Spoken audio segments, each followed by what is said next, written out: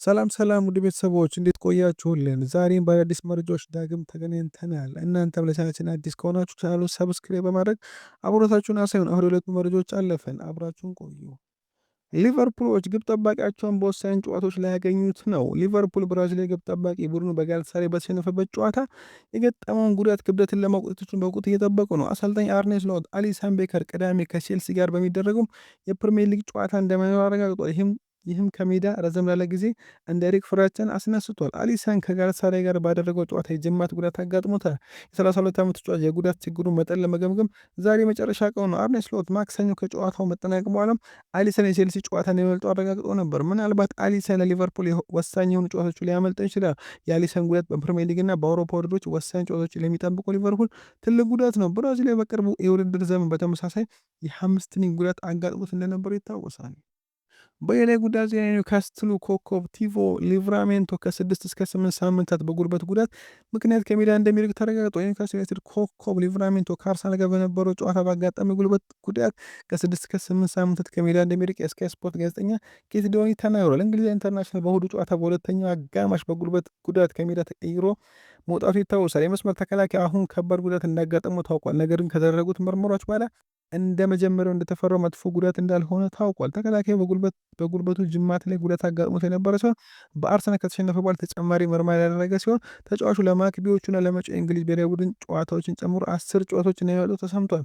የ2 ዓመቱ ወጣት በኤፕሪል 2022 በሳውዛምፕተን እያለ ኤሲኤል ጉዳት አጋጥሞት ነበር። ነገር ግን አገግሞ ከእንግሊዝ ምርጥ የተከላካይ ተስፎች አንዱ ለመሆን በቅቷል። በሁለቱም የቀኝና የግራ መስመር መጫወት መቻሉ ለኤዲ ሃውና ለእንግሊዙ አለቃ ቶማስ ቱሄል ትልቅ እፎይታ እንደሚሰጥ ይታወቃል። የቀድሞ የእንግሊዝና የፕሪሚየር ሊግ አሰልጣኝ ሳም አላርዳይስ በማንቸስተር ዩናይትድ የቅርብ ጊዜ የዝውውር ውሳኔ ጥያቄን አንስተዋል። ዩናይትድ በዚህ ክረምት ቤንጃሚን ሴስኮን ከዣን ፊሊፕ ማቴታ አስቀድሞ መምረጡ ስህተት መስራቱን የቀድሞ አሰልጣኙ ጠቁሟል። አላርዳይስ በማቴታ አቅም በፕሪሚየር ሊግ የተረጋገጠ መሆን እና ለዩናይትድ ትልቅ ፊርማ መሆን ይችላል ሲል ተከራክሯል። ዩናይትዶች አጥቂ መስመሩን እንዲመራ ቤንጃሚን ሴስኮን ከአርቢ ላይፕዚግ አስፈርሞ ነበር። ነገር ግን ወጣቱ አጥቂ በክለቡ በቶሎ ለመላመድ ተቸግሯል። እስካሁን ያስቆጠረው አንድ ጎል ብቻ ነው። በአንጻሩ ማቴታ በክሪስታል ፓላስ ወጥነት ያለው ሲሆን ባለፈው ዓመት ክለቡን የኤፍኤ ካፕ ዋንጫና በሲዝን ጅማሮ የኮሚቴ ሺልድ ዋንጫ እንዲያነሱ ረድቷል። አላርዳይስ ሲናገር እንዲህ ይላል። እኔ ከማንም በላይ ማቴታን አስቀድማለሁ። በመሀል አጥቂ ቦታ ፍጹም ጎበዝ ነው።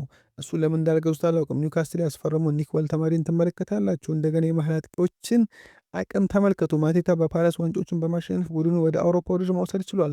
የእርሱን ያህል ጥሩ የመሀል አጥቂዎች ገበያው ላይ የሉም ነበር። ለምን እሱን እንዳያመጡት አላውቅም። ማንቸስተር ዩናይትድ ስህተት እንደሰራ አስባለሁ። እርግጥ ነው የዩናይትድ ቦርድና የምልመላ ቡድን ከሴስኮ ጋር የተለየ የረጅም ጊዜ እቅድ መርጧል። ይህም የሆነ ተጫዋቹ ባለው አቅም ላይ ነው። ሆኖም ቡድኑ አሁን የሚያስፈልገው ግብ አስቆጣሪ ተጫዋች ብቻ ነበር ብለዋል። ሚኬል አርቴታ ትናንት ምሽት አርሰናል ኦሎምፒያኮስን ባሸነፈበት ጨዋታ ላይ ጉዳት መድረሱን አረጋግጧል። አርሰናል በቻምፒየንስ ሊግ ከኦሎምፒያኮስ ጋር ባደረገው ጨዋታ ጋብሪኤል ማጋሌስ ተቀይሮ ከሜዳ እንዲወጣ መደረጉን ተከትሎ በአርሰናል አዲስ ስጋት ተፈጥሯል። መድፈኞቹ በዘንድሮው የውድድር ዘመን በተለያዩ ጨዋታዎች ጉዳት እያጋጠሟቸው ነው። አሰልጣኝ ሚኬል አርቴታ ከጨዋታው በኋላ በማጋሌሽ ላይ ነገሮችን ለማረጋጋት ሞክሯል። አርሰናል ኦሎምፒያኮስን 2-0 ባሸነፈበት ጨዋታ ጋብሪኤል ከአርሰናል ግብ ጠባቂ ዴቪድ ራያ ጋር በመጋጨቱ ከሜዳው ተቀይሮ ወጥቷል። ከምሽቱ ጨዋታ መጠናቀቅ በኋላ አርቴታ ስለ ብራዚላዊው ተከላካይ መረጃ ሰጥቷል። የማጋሌሽ ጉዳት ትንሽ የማይመች ነበር፣ ነገር ግን መውጣቱ ተጨማሪ አደጋን ለማስወገድ ታስቦ ነው። ማጋሌሽ ደህና እንደሚሆን አስባለሁ። በጨዋታው ላይ የሆነ ነገር ተሰምቶት ነበር፣ ምት ይመስለኛል፣ እርግጠኛ አይደለሁም። በመጀመሪያው አጋማሽ ትንሽ ምቾት አልነበረውም። ወደ ሁለተኛው አጋማሽ ስንገባ ወደ ሜዳ ገብቶ መጫወት ችሏል። ጨዋታው ሊጨርስ ይፈልግ ነበር፣ ነገር ግን ሪስክ ላለመውሰድ ወስናል። ማጋሌሽ ከረጅም ጊዜ ጉዳት የመጣ መሆኑ እሱ መንከባከብ አለብን ብለዋል። ወደ ዕለቱ አጭር መረጃዎች አለፍን። ቶተንሃም ሆትስፐር የሮድሪጎ ቤንታንኩር ወደፊት ዕጣ ፈንታ ታውቋል። አማካዩ በአዲስ የረጅም ጊዜ ስምምነትን በቶተንሃም ሊፈርም እንደሆነ ስካይ ስፖርት ዘግቧል። በውድድር ዘመኑ መጨረሻ ኮንትራቱ የሚያልቀው ኡራጓዊው ኢንተርናሽናል በሰሜን ለንደን እና በከተማው ደስተኛ በመሆኑ አዲስ ኮንትራት ለመፈራረም ከስምምነት ደርሷል። ኦሊቨር ግላስነር በክረምቱ መጀመሪያ በክሪስታል ፓላስ አዲስ ኮንትራት ቀርቦለት ነበር፣ ነገር ግን ማራዘሚያውን እስካሁን ለመፈረም አልፈቀደም።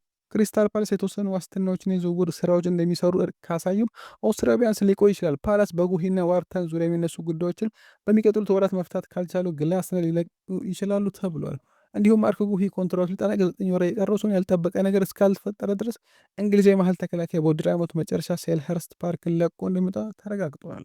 ማርኮ ኩኩሬላ ሊቨርፑልን ስለመቅጠም ተጠይቆ እንዲህ ሲል መልሷል። እነዚህ እንደዚህ አይነት ጨዋታዎችን ለመጫወት ዝግጁ ነን።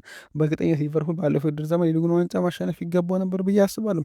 በዚህ ሲዝን በጠንካራ ሁኔታ ጀምሯል። ነገር ግን ከሊቨርፑል ጋር ያደረግናቸው የመጨረሻ ጨዋታዎች ትልቅ ፍልሚያዎች ነበሩ ብዬ አስባለሁ። ቅዳሜው ለማሸነፍ ዝግጁ ነን ብሏል።